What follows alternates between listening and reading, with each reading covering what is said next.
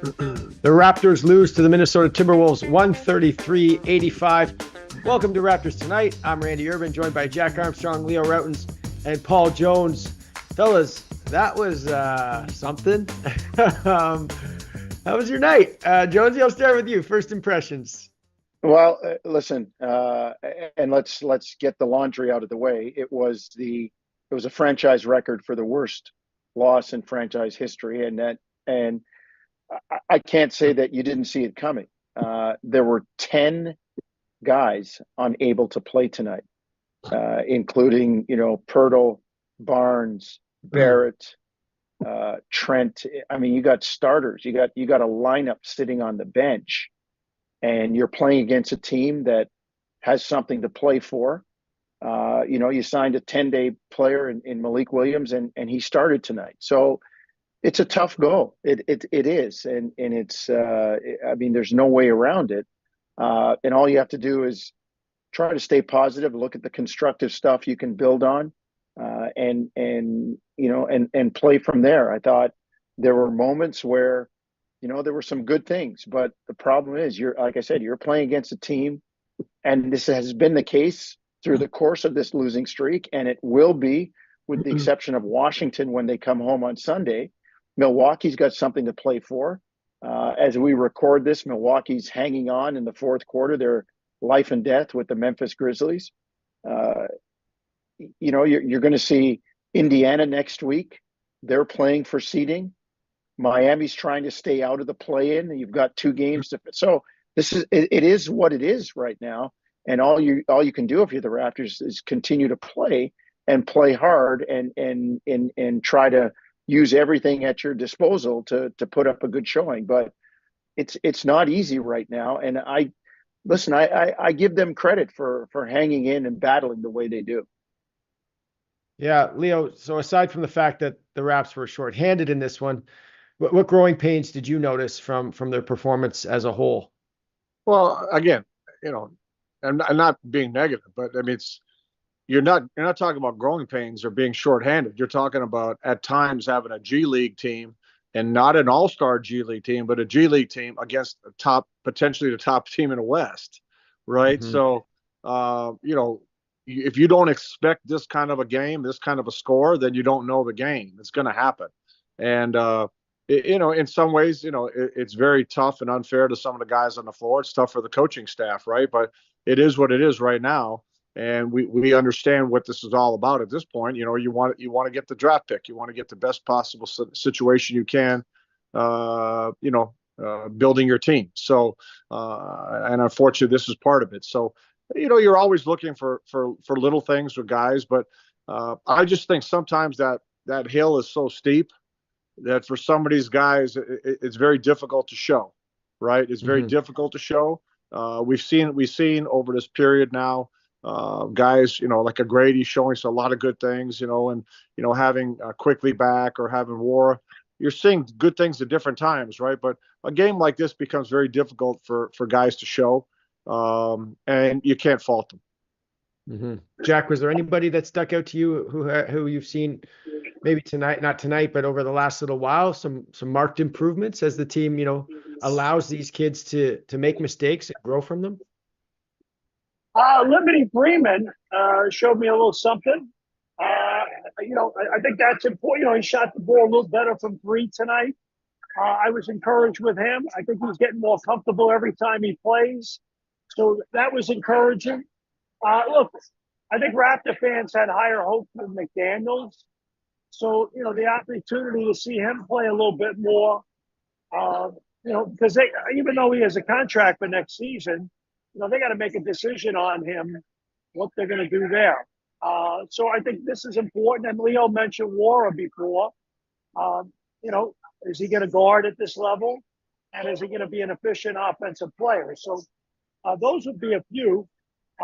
We've talked a lot about Grady Dick. So I don't even think I have to go there. And but those would be a few guys. And a big highlight for me tonight was to give a big appearance on television. Andrew Jones, son of our colleague Paul Jones. We have to give him national TV FaceTime. Jonesy, that's your guy. You just helped the recruiting cause for the University of Manitoba Bison's volleyball. You just added to the cause, Jack, like an anonymous booster. But he drove down to see his big sister. It's good to know that my kids are still close with one another. So when Dad goes underground, they still have each other. That's good stuff.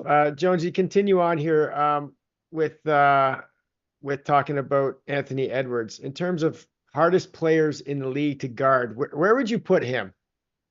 He's up there. Listen, I just flipped through before we started our show here, social media, and the ESPN straw poll conducted by our colleague Tim Bontemps has Nikola Jokic as a runaway winner for the MVP. I don't get it. I don't see it. Is he an MVP candidate, Jokic? Yes. But when I look at what Shai Gilgeous-Alexander is doing, when I look at Jason Tatum in Boston as the best record in the NBA, and then why you called it, Randy? Why is nobody considering Anthony Edwards, whose team could finish top of the West, and he is the definitive leader on this team, and he's playing the right way. He's hard to guard, as you said. He sacrifices. He gives the ball up. Minnesota is one of the top defensive teams in the league, and Edwards is a big part of that. So where's his love for the NBA? I don't – and I say this with all due respect, I don't get it with some of our voters, with some of our colleagues that are doing the voting. Like, to me, I would say Shai Gilgeous-Alexander is the MVP. And I would say Anthony Edwards is at least as close as Nikola Jokic when you look at his team success and what he does for his team. And don't get blinded by all of the numbers. And like, both of those guys are two-way players, more so of two-way players. But it seems like we trend toward offense like everything else, and that's where it goes. But to your original point, Anthony Edwards is a nightmare. The way he handles the ball, he's got such strength. He gets into the lane, Leo and Jack, he leans on you with that shoulder. He steps back with perfect balance and can finish. That guy is tough. And I'm telling you something, they played Denver really well last year in the playoffs. They are going to be a tough out this year.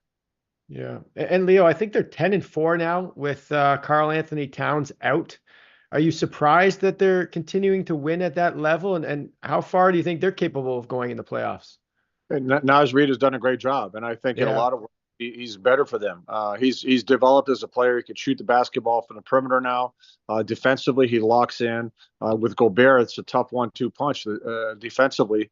Karl Anthony Towns is a talented player, but oftentimes he just plays the game a certain way. Like I said, the game where he scores 60 and loses. I mean, he doesn't always play the game the right way. Whereas I think there's some guys in that team that are playing the game the right way, especially the guy we've been talking about here with Edwards. But, if I can tap on what Jonesy said, that, it's kind of sad that, we expect players to prioritize winning, right? And you start looking at all-star selections, MVP voting, and all this other stuff. People like, all the people that talk about prioritizing winning, all of a sudden forget about winning, right? They're not worried. Looking at, like I said, Minnesota's in the top, like Shai Gilgeous-Alexander, what he's doing and stuff like that. So there's a lot of contradictions, and it's tough to criticize players when the people that are making decisions are kind of put winning by the wayside as well. So it doesn't make a lot of sense. And Here's my question. I want to tag what Jonesy and Leo just said. And I'm not being, and I've made this joke before, but I'm not being a cranky cane waver here, okay? And Jones, you have a great line. You say, basketball's like church. Many attend, few understand. And the problem is we have put the voting in the hands of people that look at statistical graphs, and their evaluation of a player is based upon that. And both of you guys nailed it precisely with the problem. So we have people that have no understanding, haven't played, haven't coached. Even if they have, they clearly didn't understand what they were playing. And it's a problem. And what happens too, it drives opinion.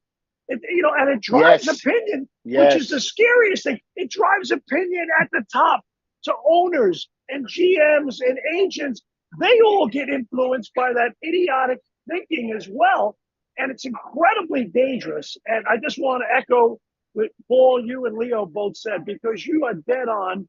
And I'm really disappointed. Randall, let me ask you this. And Leo mentioned a name like Naz Reid. Why are we not hearing about him as a potential most improved player candidate, right?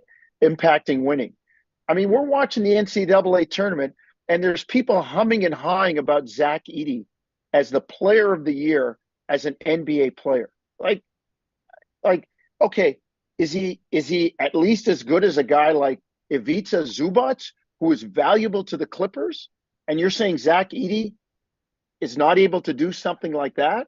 I don't get it. And I'm telling you, as Jack said, I'm not waving my cane and shaking my fist at the cloud and yelling, "Get off my lawn." But there's a premium on the way this game is played and who plays it and big people, and you play to win. You don't play for numbers. I mean, I'm listening to potential voters saying stuff like, "Oh, well, like Luka's going to be right up there for the MVP."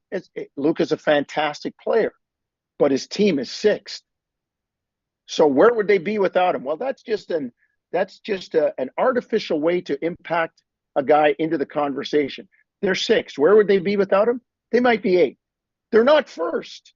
And it's about all of those things. So I don't necessarily need a calculus equation all the time to tell me what I'm seeing. With my own, I guess, philosophies and understanding of the game, the way I've been taught, the same way as Jack and Leo have. We're in a different era. But, the gray pants never go out of style. And things like playing the right way, playing inside out, playing, with a big guy, guarding people, like those things never go out of style. And I think right now, some people are overlooking them. Jones, hey, think about this. Karl Anthony Towns and the hype that he gets, right? Does he play the right way? I mean, why is Minnesota thriving without him? Why is a guy like Naz Reid, who plays the right way, not being talked about, right? You stop and think about that. It makes no sense. Again, Karl Anthony Towns nobody questions whether he's talented or not, but does he play the right way? And everybody's allowed him to make a boatload of money talking about how good he is, but is he impacting winning? Does he make that much difference, right? And that kind of stuff drives you nuts when you look at the guys that are impacting winning and making big differences on their teams. I want to bring up 3 points because I spoke to a columnist a week ago, and he made a point about Trae Young, Karl Anthony Towns, and Zach LaVine. Okay? Good name for this conversation. And said to me, "Wow, do you think maybe the Raptors should trade for one of those guys?" And I'm like, "Hey, look, if you want empty calories, right? If you want empty calories, yeah." I said, but if people at the highest levels are talking about this and thinking about this, who is driving that agenda? Who is in that room saying, yeah, this is a logical conversation? Off the record, if you ask Quinn Snyder, Billy Donovan, and the coach across the street here, and they're not going to ever say it, but, if you get a few drinks in them, they might, and say, are you kidding me? Hey, I'm a basketball coach, man. And these guys, yeah, they're great talents, but, we're in an era of all this statistical stuff, and a lot of it's empty calories. Yeah. Yeah. Hey, Randy, let me bring up one thing. Yeah. I look at a kid tonight, Nickeil Alexander-Walker. Jack was at the game. Leo knows him too. That kid plays really, really hard. I've been on him for a while. Oh, me too. He's learned to, as Jack and Leo say, play the right way, play his role, stay within himself. He's one of the guys that I think is going to help make Minnesota a tough out. I give Chris Finch, Micah Norai, like I give the coaching staff credit for melding these guys and getting them to sacrifice a little bit and play the right way. That's why they're such a good team. And that's why I think they're going to be a tough out. They played Denver as well as anybody else last year in the playoffs. So, this is, like I said, guys know their roles, accept their roles, play to win, play as a team, sacrifice. Don't look towards, as Jack said, the empty calories and the numbers. Like Leo said, play the right way. That's when you have a team. That's what it's about. 5 guys on a string. I don't know how many people were paying attention to me by the end of the game, but I talked about a guy like Chris Finch and the resume on the left side of the column. That guy's a qualified basketball coach. If I'm a billionaire and I'm going to invest, I don't know, 180, $200 million in my payroll, I kind of want to see return on investment.